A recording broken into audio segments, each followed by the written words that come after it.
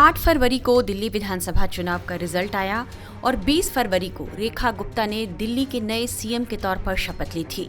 लेकिन 1 महीने से भी कम समय के भीतर वे ऐसे ताबड़तोड़ फैसले ले रही हैं जिससे वे बेहद चर्चा में आ गई हैं, चाहे यमुना की सफाई का मुद्दा हो या फिर टूटी हुई सड़कों का मुद्दा।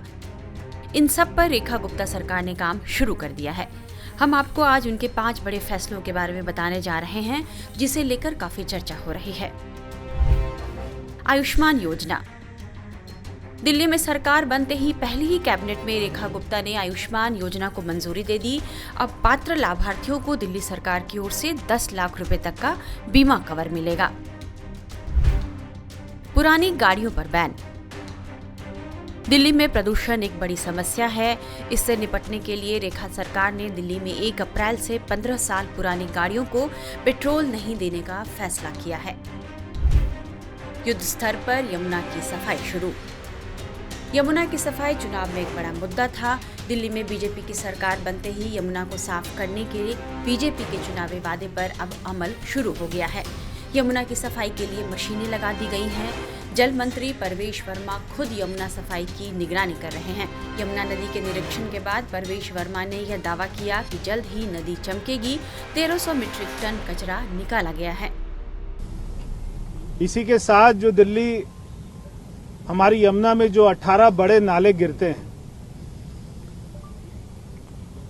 तो इनमें जो एसटीपी हैं उनकी कैपेसिटी को बढ़ाना, नए एसटीपी को लगाना, ताकि जितना भी वेस्ट जो आता है पूरे दिल्ली का यमुना में गिरता है उसको पहले ट्रीट कर कर क्लीन कर कर उसके बाद में वो यहाँ पे यमुना में गिरे।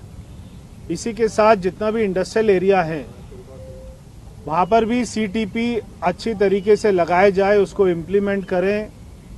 अगर कहीं पर भी कोई शिकायत आएगी तो उसके ऊपर में कड़ी कार्रवाई होगी, पेनल्टी का भी इंतजाम करेंगे।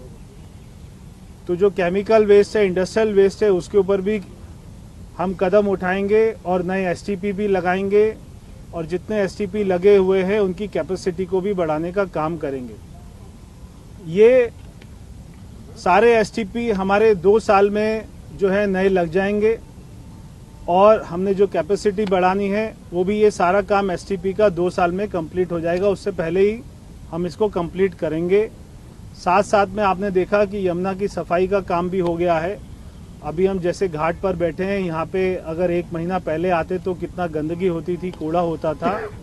साथ में इसका भी काम हो गया है। डीडीए द्वारा यहाँ पे यमुना रिवर फ्रंट बने, ये भी काम शुरू हो गया है।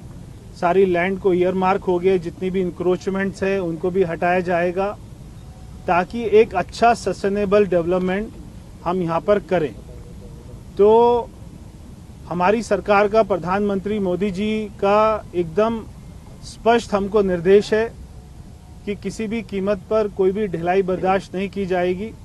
मैं दिल्ली वासियों से भी ये कहना चाहता हूँ कि इस हमारी मुहिम में हमारा साथ दें। मोहल्ला क्लिनिकों की जांच। आम आदमी पार्टी की सरकार के समय बने मोहल्ला क्लिनिकों की जांच की गई है। यार मोहल्ला क्लिनिक किराए पे चल रही है और वो सिर्फ कागजों पे चल रही है।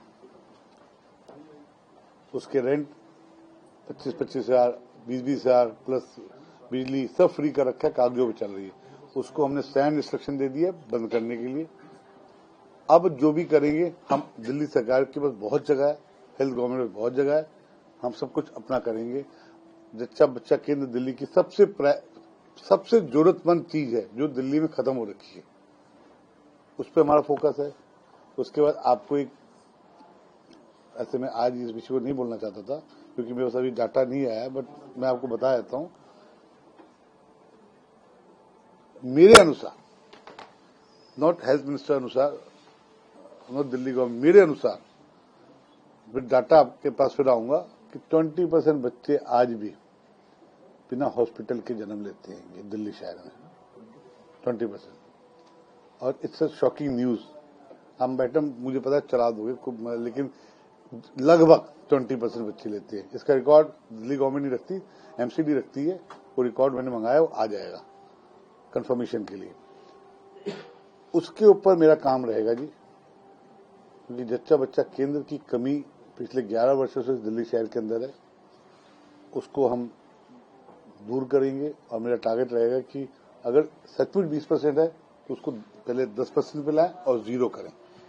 ये मेरी प्रायोरिटी लिस्टों में से एक लिस्ट है। जी सर, आयुष्मान भारत का क्या स्टेटस है? आयुष्मान भारत आपके 8 मार्च के बाद आपके बीच में हम लोग फॉर्म भरते हुए मिलेंगे। Thank you. सर, मोहल्ला क्लिनिक को लेकर क्लैरिटी दे दीजिए। आपने कहा कि मोहल्ला क्लिनिक को लेकर आपने इंस्ट्रक्शंस दे दिए हैं, जो किराए पे चल रहे हैं उनको बंद किया जाए। ये इमीडिएट इफेक्ट से बंद कर दिए गए हैं सर। विद इमीडिएट इफेक्ट जो घर कॉन्ट्रैक्ट पे कॉन्ट्रेक्चुअल हैं उसको तो देखना पड़ेगा ना। हमने अगर उन्होंने कॉन्ट्रैक्ट अगर 2 साल का बना रखा होगा तो एक बैग खाली तो नहीं कर सकते ना, उसकी जो लीगैलिटी देखनी पड़ेगी ना। Instructions, what is the mean by instruction? जो लीगैलिटी होगी वो तो इंस्टीट्यूशन उसको चेक करके उसका ऑर्डर करेगा। Around approx. रोहिंग्या मुसलमानों को खदेड़ने का काम। 28 फरवरी को केंद्रीय गृह मंत्री अमित शाह ने दिल्ली की सीएम रेखा गुप्ता के साथ एक महत्वपूर्ण बैठक की थी। मीडिया रिपोर्ट्स के मुताबिक इसी बैठक में राजधानी की सुरक्षा व्यवस्था पर चर्चा की गई। इस बैठक में अवैध रूप से रह रहे बांग्लादेशी रोहिंग्याओं को लेकर गंभीर चिंता जताई गई थी, जिसके बाद सीएम रेखा ने अवैध बांग्लादेशियों को खदेड़ने का काम शुरू कर दिया है। अवैध रूप से रह रहे 2 बांग्लादेशियों को गिरफ्तार किया गया है। दिल्ली पुलिस अब दिल्ली के कई इलाकों में स्पेशल वेरिफिकेशन ड्राइव चला रही है, जिससे दिल्ली में अवैध रूप से रह रहे रोहिंग्या मुसलमानों की पहचान की जा सके। शाहीन बाग इलाके से हमारे संवाददाता अनुज मिश्रा की यह रिपोर्ट देखिए। क्या नाम है आपका? मोहम्मद अख्तर। मोहम्मद अख्तर जी कहाँ से रहने वाले हैं? फैजाबाद अकबरपुर के रहने वाले हैं। अच्छा, यहाँ पे कब से रह रहे हैं? ये हमें 8-10 साल हो गए यहाँ रहने। 8-10 साल? हाँ, 8-10 साल से है। तो क्या क्या डॉक्यूमेंट्स लेके आए हैं आप? आधार कार्ड अपना लेके आए हैं। अच्छा, ये देखिए, ये आधार कार्ड है। मोहम्मद अख्तर बाकायदा यहाँ पर ये अपना आधार कार्ड लेकर पहुंचे हुए हैं। अभी ये अपना वेरिफिकेशन कराएंगे और ये जो पता इसमें लिखा हुआ है वो अंबेडकर नगर उत्तर प्रदेश का है। तो आपसे ये जानना चाहेंगे, यहाँ पे आप इतने सालों से रह रहे हैं, कभी क्या आपने यहाँ पर ऐसे लोगों को देखा जो अवैध रूप से रह रहे हो, रोहिंग्या या बांग्लादेशी हो? नहीं, हमने नहीं देखा साहब। आपने नहीं देखा? किसी की भाषा आपको ऐसी लगी हो? शक हो? हमको भी नहीं देखा भैया। आप कहाँ से आए हो? हम गोरखपुर, ये खैलाबाद के हैं। गोरखपुर का है, ये आधार कार्ड है हमारे पास। यहाँ कब से रह रहे हो? यहाँ से हम 15-19 साल से रह रहे हैं। 15 साल से रह रहे हो? अच्छा, ठीक है। तो ये देखिए, ये तमाम लोग यहाँ पर खड़े हैं। आपका क्या नाम है? मेरा नाम तस्लीमुद्दीन। तस्लीमुद्दीन जी, आप कहाँ के रहने वाले हैं? पीछे से तो बिजनौर से है, लेकिन अब यहीं रहते थे शाहीन बाग में। यही शाहीन बाग में। आप भी अपना दस्तावेज लेके आए? जी हाँ, आधार कार्ड वगैरह है, आईडी, सारी चीजें। सारी चीजें लेके आए। आपने कभी देखा इलाके में कुछ ऐसे लोग जो सस्पिशियस हो, संदिग्ध हो? नहीं, हमें तो ऐसा कुछ मिला नहीं यहाँ पे, ऐसा कुछ। तो देखिए, ये तमाम लोग हैं। कुछ लोगों के दस्तावेज जो हैं वो चेक भी कर लिए गए हैं, उनसे भी हम बात करेंगे। आपने दिखा दिया क्या अपना? हाँ, दिखा दिया सर। क्या क्या दिखाया? आधार कार्ड दिखाया सर। कहाँ के रहने वाले हो आप? जिला फैजाबाद अयोध्या का। अच्छा, यहाँ पे कब से रह रहे हो? यहाँ 10-12 साल हो गया सर। 10-12 साल हो गया। तो सारा डॉक्यूमेंट्स है आपके पास? हाँ है, आधार कार्ड मांगे, आधार कार्ड दिखा दिया। अच्छा, कभी आपने इलाके में कुछ ऐसे लोगों को देखा जो सस्पिशियस हो, संदिग्ध हो? सर हमने नहीं देखा सर। किसी की भाषा आपको लगी हो कि नहीं ये बांग्लादेशी है? सर नहीं सर, हमें कुछ नहीं देखा। हमें बस रोज काम पे जाते हैं 8 बजे, 10 बजे रात को आते, क्या देखेंगे? खाना खाया, सो गया। तो ये आपने भी दिखा दिया? क्या नाम है? अली रजा नाम है। अली रजा। देखिए, अली रजा है और ये आपका जो यहाँ पता है ये गोरखपुर का है। हाँ, जिला गोरखपुर, पोस्ट झुमिया बाजार मेडिकल। अच्छा, यहाँ कब से रह रहे हैं? अरे हो गए 30-35 साल हो गए सर। 30-35 साल से रह रहे हाँ, हैं? तो आप तो पूरे इलाके को समझते होंगे, जानते होंगे। नहीं साहब, हमें किसी मतलब में, हमें हार्ट अटैक का बीमारी है, हम अपने इलाज में लगा रहते हैं। कोई ऐसा लोग आपने कभी देखा जो जिनकी भाषा जो है वो अलग टाइप की हो? नहीं सर, ऐसे नजर मेरी नहीं आते हैं। मैं अपना कमाता और खाता हूँ। इन्हीं फैसलों की वजह से बेहद कम समय में सीएम रेखा की लोकप्रियता बढ़ने लगी है। उनके घर पर मिलने वालों का हर वक्त तांता सा लगा रहता है। आप इन तस्वीरों में देखिए और समझिए कि कैसे बेहद कम समय में ही रेखा गुप्ता ने इतनी लोकप्रियता हासिल कर ली है।